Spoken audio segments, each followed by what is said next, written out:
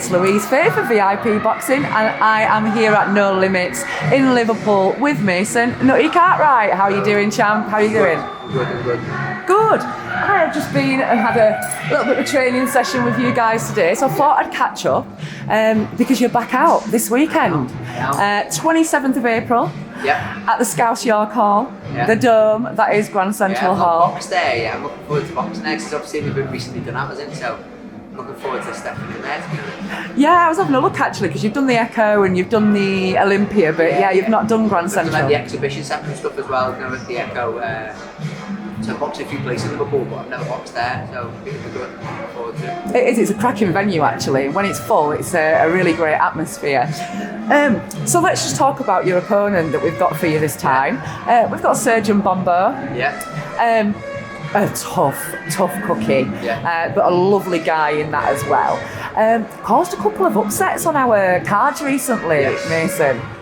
I personally asked for Serge because I want competition. I perform best with competition, so I don't want to be turning up and just knowing that I've got an easy night's work. So I personally asked for Ambombo. I've seen that he had them 2 good results lately, and I know that he's going to give me some good rounds. So I'm all for pleasing the fans and having a good fight, not just turning up and dusting someone off. So, yeah, no, and it's really nice to hear that. And it's just we've been talking off camera.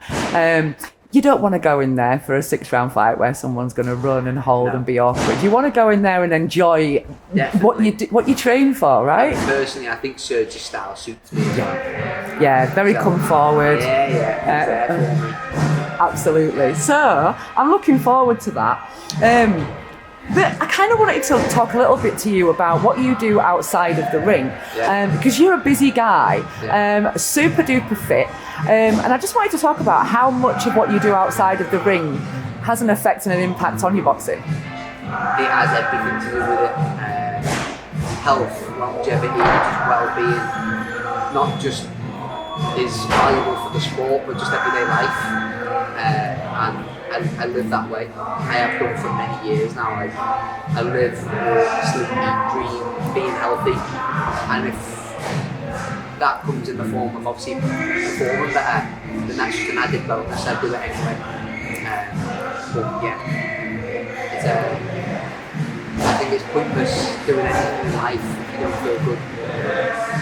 Yeah, no, it does. And I'm quite sure that you as a fighter inspire your personal training clients as well, because I see some of the before and afters that you do, and they see you go through these 8-12 week camps and the lead up for a fight.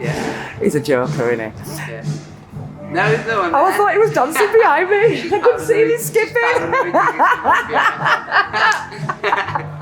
It's Steve Clark skipping on his nice light feet, look.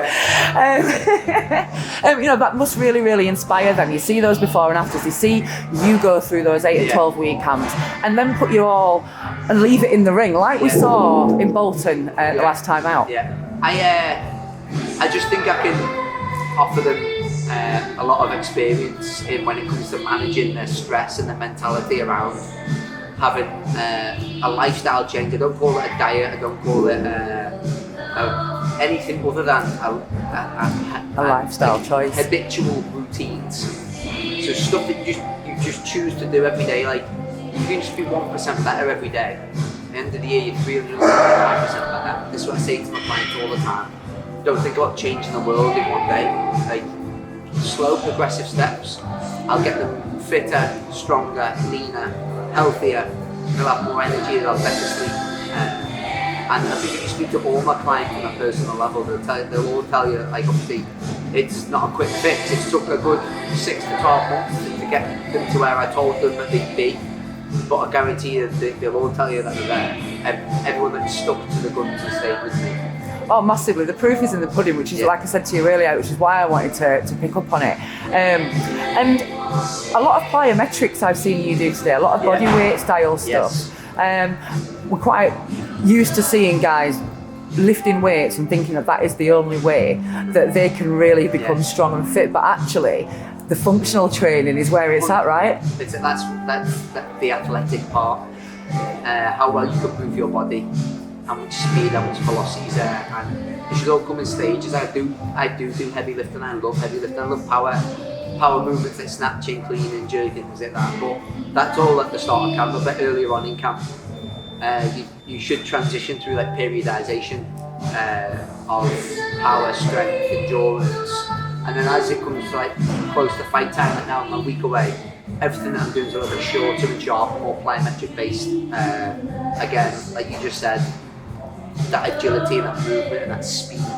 So yeah, that's what you see me doing. And that's where great for a warm up. I'm just in sparring, which is obviously nice and aggressive. So plyometrics are ideal for it. Absolutely. So talking about sparring, we've just seen you have a little move around with Steve Clark, to an exciting prospect in Steve.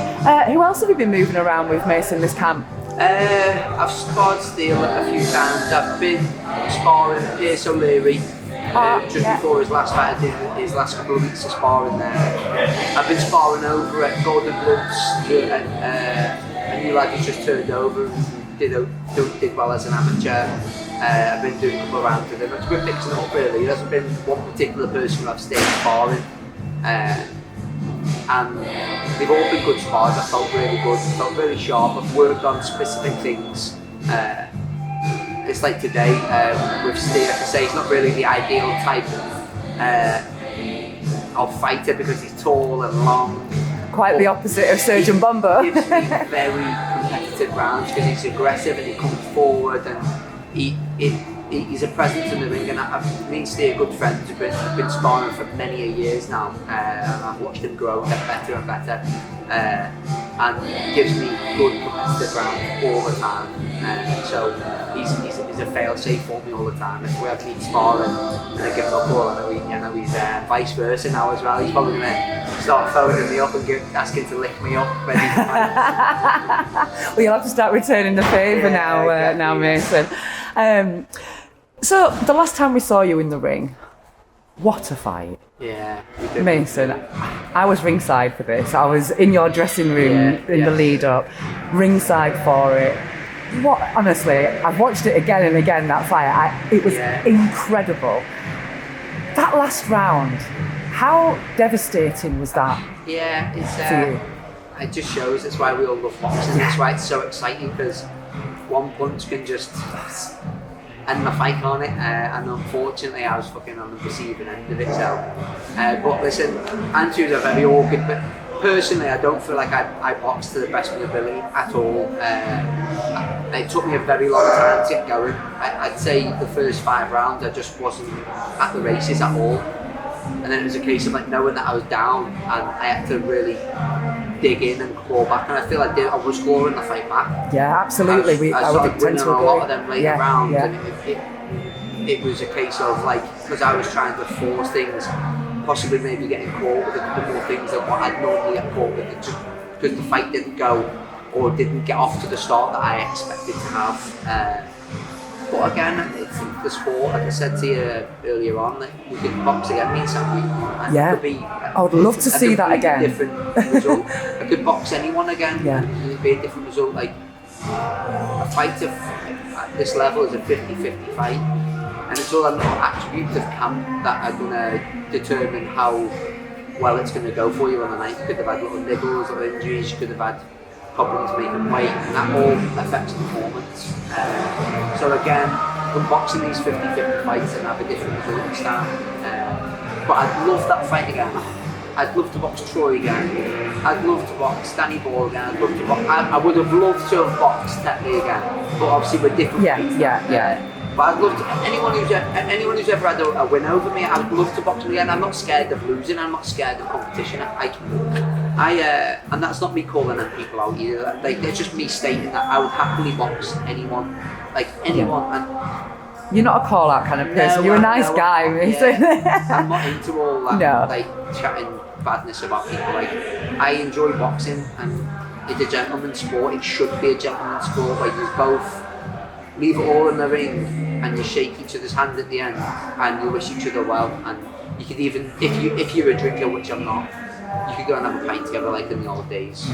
But it is what it is. Whatever happens in the ring stays in the ring for me. And you know what? That's what's really sad about the Haney Garcia fight this weekend, because I think all of the kind of disrespect, a lot of poison there, isn't there? absolutely outside of it, and the toxicity, it's just taken away from what could be an incredible fight. I think it will be an incredible fight, but I think there's a lot of poison. And I'm like, listen, we've seen it many a times before. I really hope that after it, they do shake each other's hand and they go, look, listen, bygones for bygones, we've settled the score, let's move on. And 9 times out of 10, like I said, fighters do that. If they choose to go on, it's their own prerogative.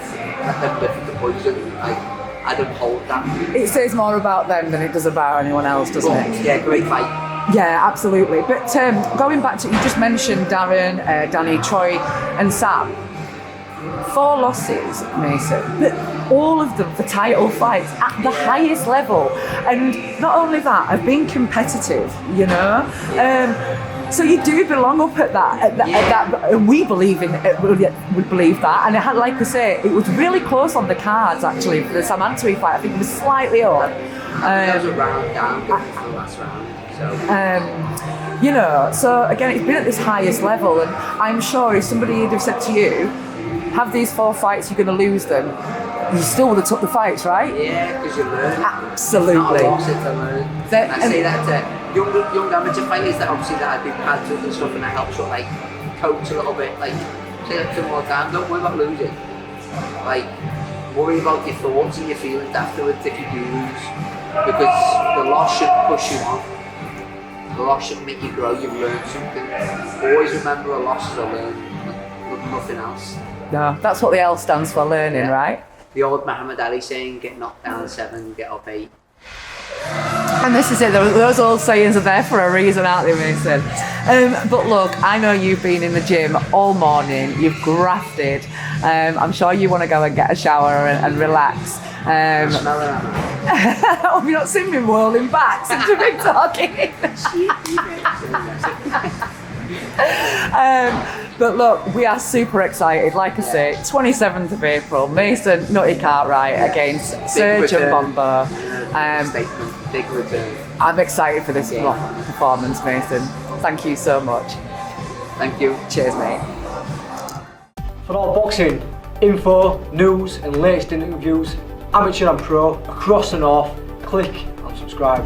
VIP Boxing Promotions. Also, Twitter, Instagram and Facebook.